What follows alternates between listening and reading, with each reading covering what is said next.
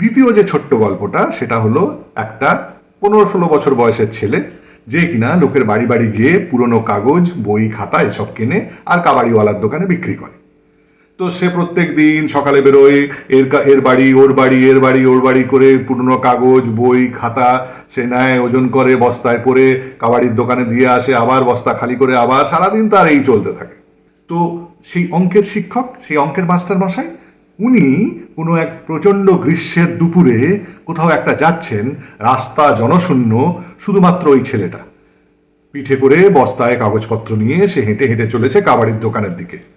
তো মাস্টারমশাই কোনো একটা ঠিকানা খুঁজছিলেন, যেটা খুঁজে পাচ্ছিলেন না, বুঝতে পারছিলেন না কোন দিকে যাবেন।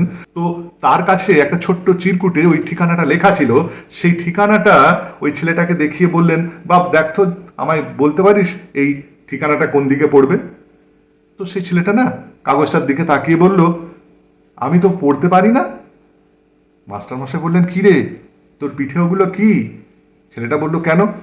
পুরনো কাগজ, বই, খাতা। মাস্টারমশাই বললেন, কোনোদিন পড়ে দেখিসনি? কোনোদিন ইচ্ছে হয়নি খুলে দেখতে? এতদিনে তো অনেকটাই শিখে যেতিস। বোধোদয় হলো ওই ছেলেটারও।